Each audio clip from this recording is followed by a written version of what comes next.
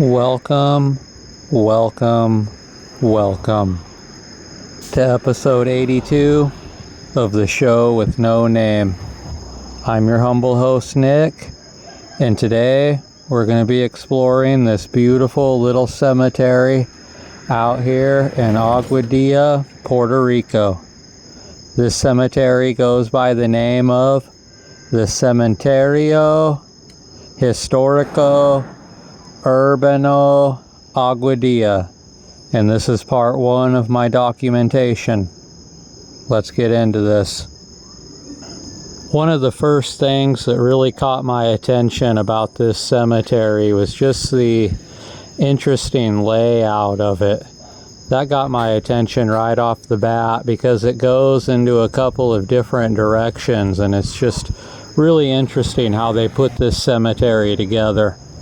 It's also pretty small compared to a lot of the cemeteries that I've been to out here on this island, and I think one of the reasons for that is the fact that there isn't really any more land that can be acquired for this cemetery to continue to build upon. So they're kind of stuck with what they have here. Also, it's right there by the ocean, which is just a plus too, because it looks amazing when you're walking around in it during the daytime. Something else that caught my attention about this cemetery is there's a whole bunch of really tiny above ground tombs that are about half the size as what the normal tombs usually are here at these cemeteries, and I thought that was kind of odd, and it really threw me off for a second. I'm not sure if it's kid graves or if they just made smaller above ground tombs after a while here to save room. I'm just speculating here because I'm not really sure what's going on with these really tiny above ground tombs. And you'll see a lot of them later on in this episode in the video section. This next gravestone here caught my attention more so than any other gravestone in this cemetery because of its Freemason symbology. You can notice the Freemason symbol up on the top there, as you can see, and there's just all kinds of things that got my attention about this above ground tomb here. You can see the symbolism on the gates as well. And as you can notice, the checkerboard pattern on the stairs and on the platform there, it definitely has some significance to it that most people don't see with the naked eye unless you're really studied in this kind of stuff.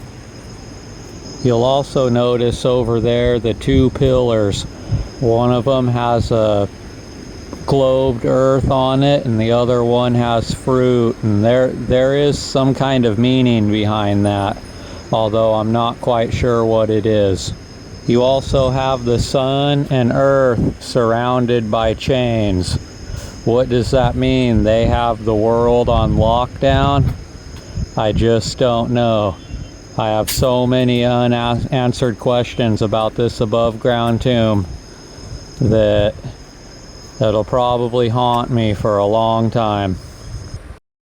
Luis R. Estevez was born on April 30th, 1893 in Aguadilla, Puerto Rico. He was the first Puerto Rican and the first American of Hispanic heritage to graduate from the United States Military Academy, otherwise known as West Point. He was the founder of the Puerto Rican National Guard that fought with the Puerto Rican nationalists during the Nationalist Party revolts of the 1950s. His father served in the Spanish Army, and he also served as mayor of Aguadilla at one time. At the outbreak of the Spanish-American War, his family welcomed the Americans as an alternative to the Spanish. At West Point, he tutored Dwight D. Eisenhower in Spanish, and he would later graduate with Eisenhower and Omar Bradley, among others. His main hobby was studying military history. He would eventually get married and he would father 4 children. He passed away on March 12, 1958.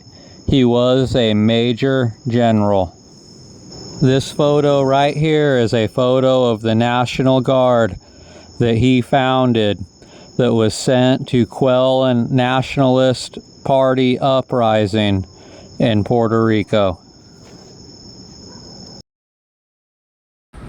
This is his family headstone right here, and it's one of the biggest, tallest ones in the cemetery, as you can see, because it's a mark of his wealth and importance and accomplishments, making it to Major General in the U.S. Army.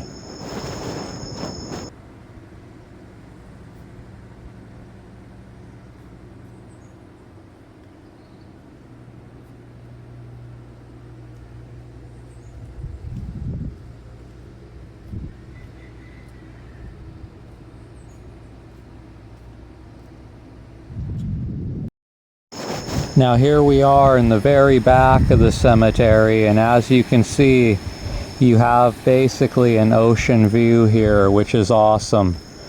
And I'm also brought with that same old contrast of some of these tombs have still been updated and maintained by their loved ones, and it looks like some of these tombs are abandoned as well.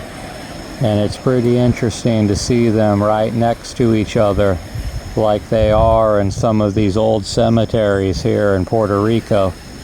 And you see that little gravestone right there, that's one of the tiny ones I've been talking about. I'm not sure if that's a child or, like I said, if they were just trying to save room after a while on this cemetery. That's still a mystery to me to this day.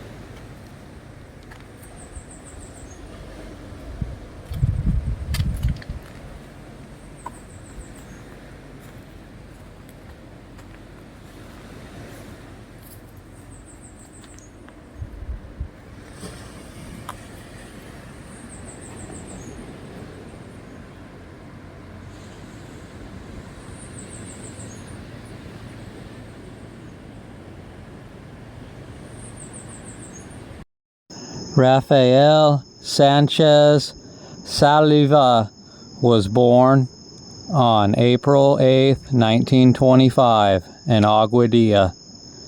He was a major in the United States Army. He served in the 89th Military Assistance Command Vietnam Team during the Vietnam War. He was killed in action in South Vietnam. He was 43 years old.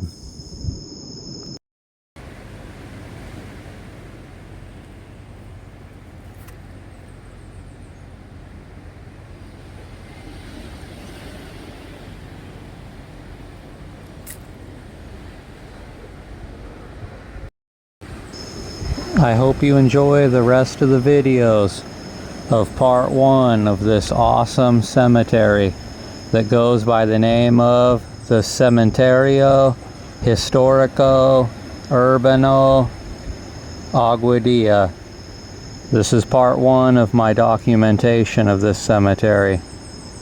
Thank you.